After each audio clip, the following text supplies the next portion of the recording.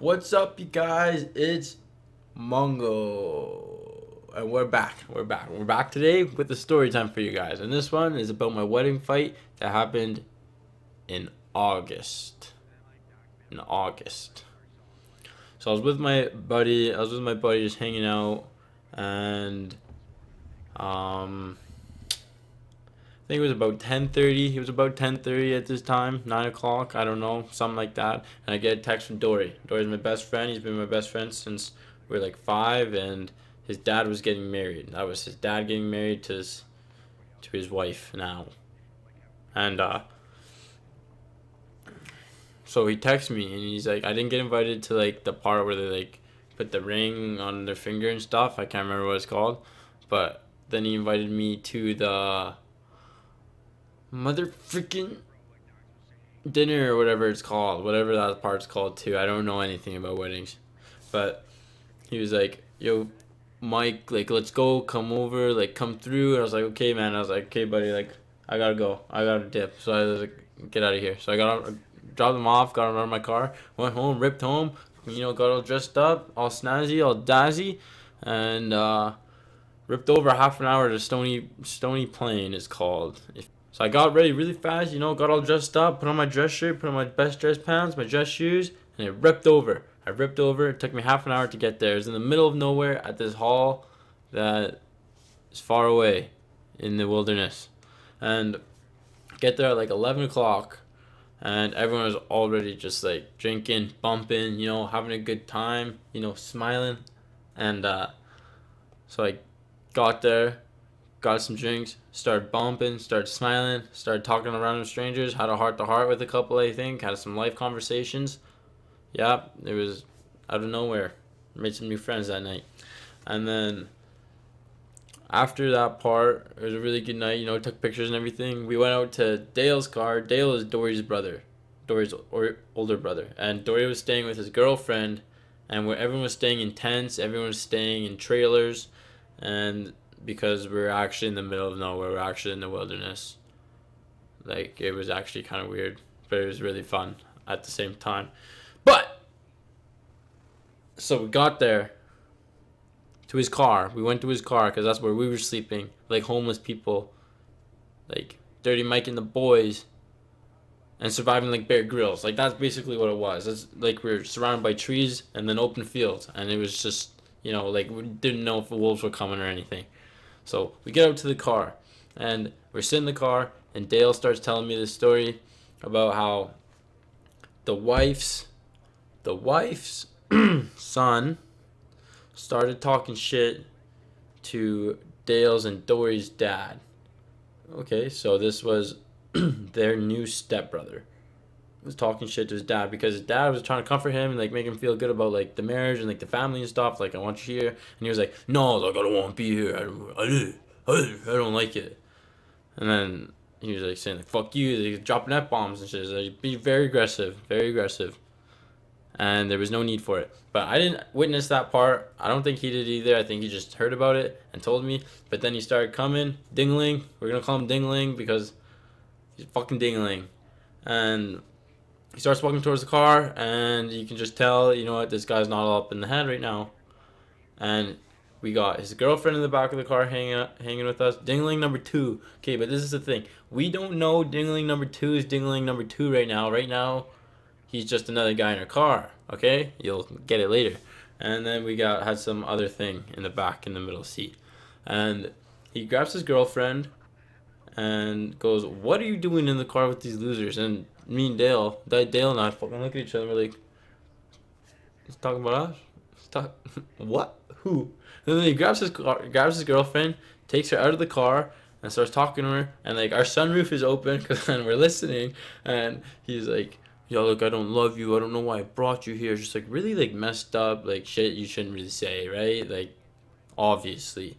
And like, they start walking away into the wilderness, to their tent. I don't know where it was. I didn't see. They just walked off into the darkness, okay? It was like 3 a.m. right now. It's like 3 a.m. in the morning. So everyone's like supposed to be sleeping or whatever. And then I think about like 10 minutes later, 5 minutes later, something like that, starts coming back, and she's crying. We're like, okay, this is trouble. Like, this guy's trouble. Like, there's some shit going on in his head right now. Okay, so she gets in. Obviously, she's not having a good time. Okay, so I'm like, okay, like, get in the car. Like, let's all relax. Let's have a good time. But no, he didn't want to have a good time because he came to my window after, and she was still like trying to clean up her tears, right? And he came to my window after, and he started like spewing and started talking mad shit to us. I was like, man, like, what is your problem? What is going on here, right? And then I can't remember the whole conversation that went on in there, but I know that it ended up him saying "fuck your dad" to me, right? And I was like, man, what? Why are you talking about my dad like that? Like, cause he had someone pass away a couple years ago, which obviously is tough, right? And but like, obviously, like, you don't get to talk to people like that. But he's talking to me like that, and I go like, man, what are you talking about? And then like he says it again, and I'm like, okay, like no, like, you can't disrespect me like that, okay? So I empty my pockets, throw it at Dale, take my watch off, drop it in the cup holder, and I proceed to get out of the car. And once I am out of the car, I stand up and I go, what are you saying to me? Like, don't say that shit. Like, who do you think you are? And then he goes, like, man, like, what are you talking about? You come here to nowhere. Like, you think you're some big guy? And I go, like, no, man. Like, I'm not. Like, I don't think that at all. But, like, obviously you have a problem with me or people in here. Okay? You look like a hillbilly. Like, get out of here, right? He's kind of like a chunkier guy. Like, he was like 24 or something, man. Like, it was crazy. And, he starts walking up to me, and I'm like, okay, it's coming, I'm ready. Obviously, I wasn't that ready because I just got socked right in the nose, and I got a black eye from it. But we'll talk about that later. And I go, okay. You won't go like this. Okay, so I fucking start walking, and I go like, man, like, no, I don't even think I think I just started swinging, just boom, boom, boom, 1-2 Mayweather's like type shit, right? But like, we got broken up pretty fast the first time. Like, Dale grabbed me, and then dingling number two, this is where dingling number two comes in, okay? This guy's just sitting in the back of the car like nothing even matters, and he goes and takes this guy's side out of nowhere. He's his best friend. Sitting in the back of my car. Like, what are you doing in the back of my car, boy? But then, like, they like broke us up pretty fast. I didn't really get to throw that much, but I was just trying to throw down, but I didn't get to. But then dingling number two and Dale start talking mad shit, and I was like, sheesh, what's going on here? Right? So I'm like, I wasn't really paying attention, but I was like, okay, I'm getting ready for another fight. I'm getting ready to take on two people at once, right? I knew Dale would have had him, but you always have to be ready to jump in for your boys. And then dingling number two like calms down, and then dingling number one starts talking to me again. So I'm talking to dingling number one, and then he starts coming at me again, right? So he starts coming swinging, dodged a couple times. I don't think I did, but let's just say I did. And then started punching him again, boom, boom, boom. And then he started to like grab me because he wanted to like trip me, right? And I reversed that shit and then put him on the ground, and like my hand was hurting a lot, like, and I just wasn't feeling it anymore. So then I like started using my elbows, getting my elbows in there, like some elbow action, and getting that grease in. And like, they take us off again. And I was like, okay, like, my hand hurts. Like, my hand hurts. But I didn't say that, right? Because I was out there. But, like, while I was on the ground with Dale, on the ground with Dingling, all I hear is Dale going, fuck him up, Mike, fuck him up. It's, like, pretty loud. Remember, everyone's sleeping around us. He's going, fuck him up, Mike. And it's just, bop, bop, right? Okay. Nah. Yeah, we're on the ground. I was on top of him. I was messing him up, I think. Like, I thought. Okay, but then we get broken up again.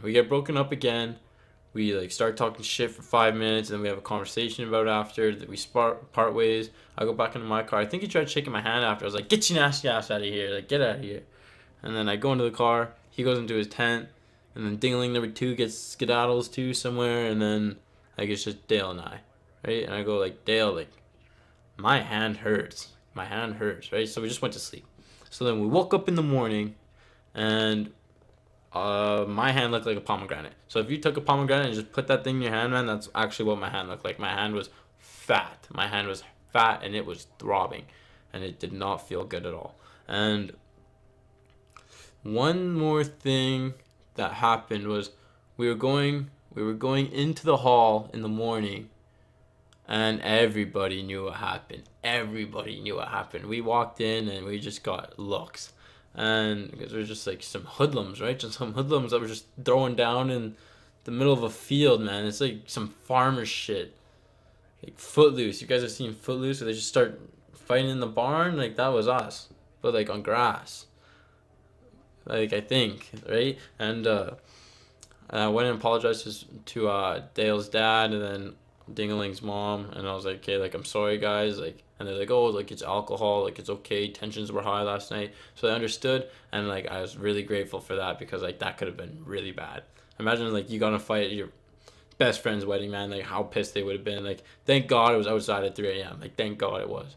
And so then we run into Dingling outside, right? And I'm ready. I'm always ready to throw down again, because like, I don't know what this guy's gonna throw out of his sleeve, take out of his sleeve, not throw. And I was just like sitting there, pure uncomfortable, just pure uncomfortable, pure uncomfortability. We were sitting in the car with Dory and Dale. We're like, man, like, why is only your left hand? Why is only your left hand swollen? Because my right hand was fine, right? I had a black eye too. Remember the black eye? Yeah. I'll talk about that after. But they're like, why is only your left hand, right hand, my right hand, I'm right dominant. They're like, why is your right hand messed up? And I was like, man, like, I don't think I threw a punch with my left. So that whole time, man, I didn't throw a single punch with my left hand. That is so embarrassing that you don't even understand. Like, I was just one arm, I was one hand. It's like I didn't have another arm. It's so embarrassing, but that's okay. But it's not okay because I had like a black eye, right? I had a black eye and a fucked up hand, and he didn't have any marks on him. So like, I just got beaked, like, you lost. When obviously you saw what happened. Like, Dale saw exactly what happened. And Dale was hyping me up that night too. He's like, man, I love you like a brother. I love you like a brother. Like, don't you worry. I love you more than I'll ever love him. Like, just fucking, like, who says that, man? Like, I love him, but like, that's your stepbrother, man. You're gonna I don't know. I thought it was really funny. But the part that really got me was Dory, because Dory was in his tent with his girlfriend. So he didn't get to see the fight. But I asked him what happened. He's like, man, like, I was in the tent and this is all I heard. Bah, bah, bah, fuck him up, Mike, fuck him up, Mike. And I was like, shit, man. Like, that's so funny. I was just being in the tent hearing 3 punches and just Dale going, fuck him up, Mike. And then just like him like comforting me. He said that he was gonna come out, but like his girlfriend stood in the way and he just like grabbed her and like RKO'd her. Like, he got that bitch out of the way and came out of the tent and came and talked to us in the car after. Like, that's so funny.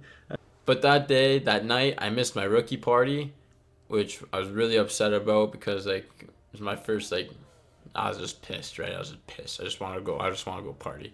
And with my teammates, obviously I want to go party with my teammates, but my hand was swollen. And then I didn't go to the doctors for like 2 days. I think I was just being stubborn or something, or I thought I was tough. I thought I was gonna heal in 2 days like Wolverine, but I didn't. So I ended up going to the doctors and I had a thing on for like 6 weeks, man. It sucked. It was on my right hand too, so I couldn't even write or anything. But yeah, so like, that's my story. That's my wedding story. I hope you guys enjoyed the video. If you did, please don't forget to like and subscribe. And if you really enjoyed the video, please share it with your friends. I'd really appreciate it. And you guys have a good day, and I'll see you guys later.